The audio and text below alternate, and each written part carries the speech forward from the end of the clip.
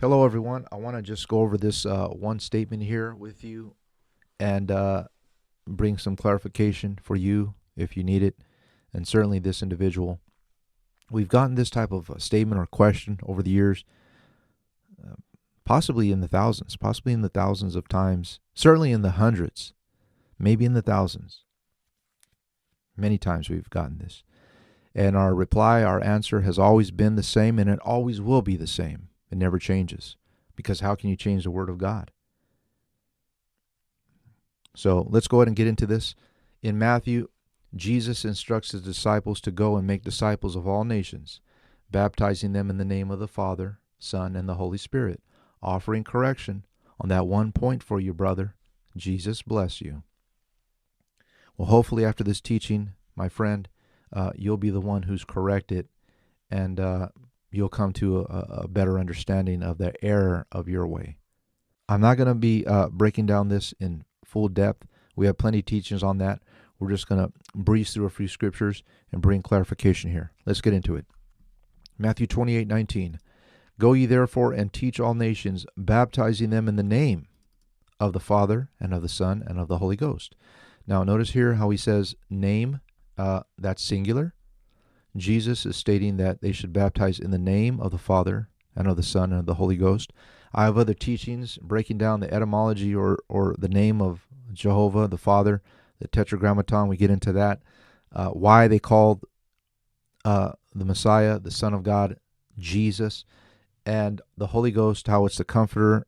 I will not leave you comfortless. I will be with you. I will come to you. Other videos on that. We're not going to get into that. But notice here, prior to this, in verse 18, he states, And Jesus came and spake unto them, saying, All power is given unto me in heaven and in earth. A very significant statement to make. Jesus said this, the Son of God. All power is what? Given unto me. Now, if I have keys here, and I'm the possessor of the keys, and I see you without keys, and I want you to unlock certain doors, I'm going to give you the keys so that you may have the power to unlock the doors. The keys originated from me. Without the keys, you did not have the keys. You were not able to unlock the doors. Now that I have given you the keys, you now have the power. And that's what Jesus is saying. All power has been given unto me in heaven and in earth. Who's the me? It's Jesus Christ.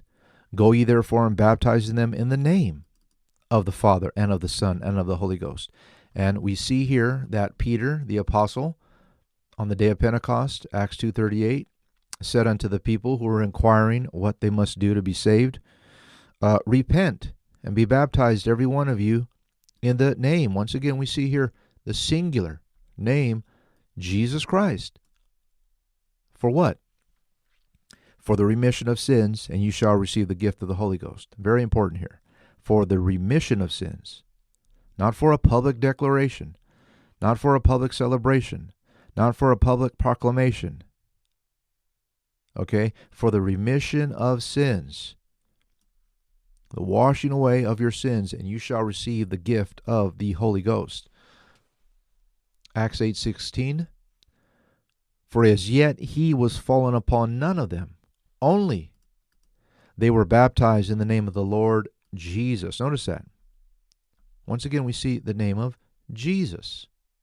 We don't see any instance where they were baptized in titles.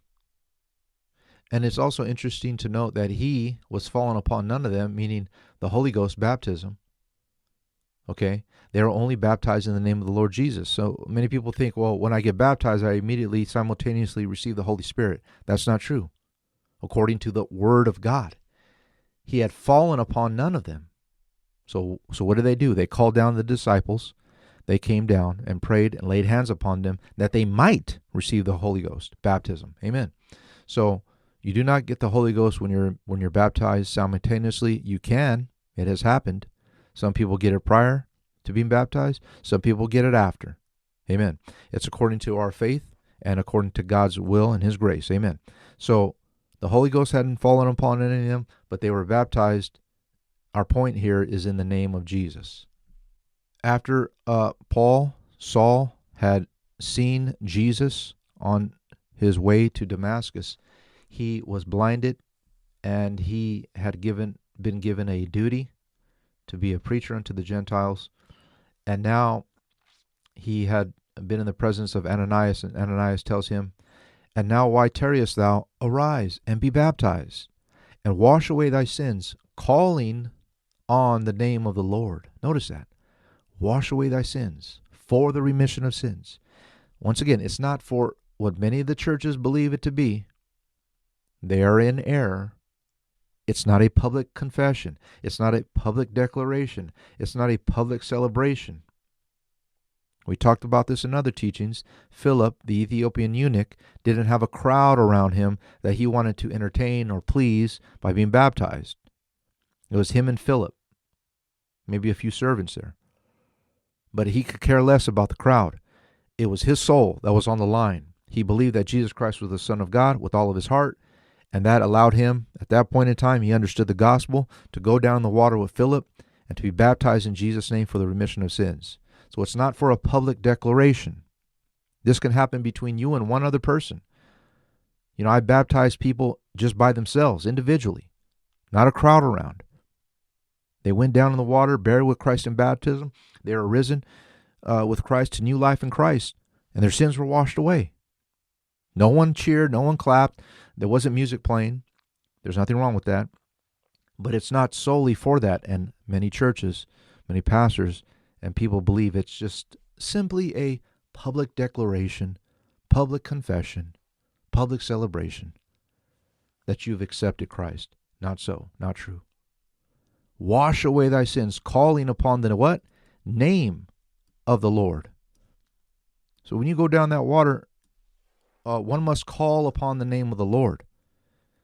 The baptizer takes down the baptizee in the name of Jesus Christ. I baptize you in the name of Jesus Christ for the remission of your sins. And you take them down the water, you pull them back out, and you rejoice. You praise God. You invoke the name of the Lord over that person. Why? Well, Acts 4:12 tells us, "Neither is there salvation in any other, for there is none other name under heaven given among men whereby we must be saved." We must be saved. We must be saved in that name. There's salvation in no other name under heaven given among men. And what is that name? What is that name? Jesus Christ. Colossians 3:17. "And whatsoever you do in word or deed, do all in the name of the Lord Jesus, giving thanks to God and the Father by him." Notice that.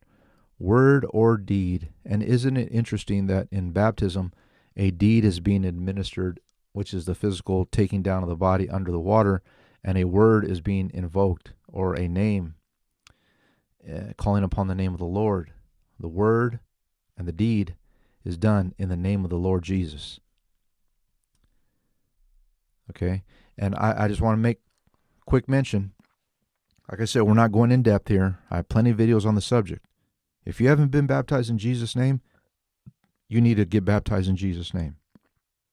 Now, as we close here, I just want to state the correction that this person is offering me. I'm offering it right back to you, friend. May God bless you with repentance before it's too late in this area that you are in error on. Because as I have just done, I have broken down the scriptures for you. And it's up to you if you are willing to concede to the truth. And ultimately, if God grants you the understanding and opens your eyes and doesn't keep you in the delusion, I pray that that doesn't take place and you'll come to repentance like many have. Some people are stubborn and they'll refuse to repent and they'll stay that way till the end. And you can do that. You think your title baptism is sufficient? Take it to the grave. You'll talk to God on the day of judgment if you can talk to God and if he accepts it. If not, well, you've lost. So if you need to get baptized officially in the name of Jesus, find a church that will do it. Some people will say, some pastors you call and say, "Oh yeah, sure, I'll baptize you in Jesus' name. Oh yeah, come down this Sunday." They go down there, they get dressed up, put the robe on or the gown or whatnot, and they get in the water, Big smile on the pastor's face, and he says, upon the confession of the faith of Joe, I now baptize you in the name of the Father and the Son and of the Holy Ghost. Puts you down in the water. You come up out of the water. He's clapping. He has a big smile on his face, the pastor, and you have a frown. You're wondering what's going on. I thought this pastor said he baptizes in Jesus' name. It has happened in the past. We have heard the testimonies of people who said that they have spoken to the church and the pastor, and they said they will baptize them in Jesus' name, all to find out when they dunked them in the water, they called upon titles. So, until next time.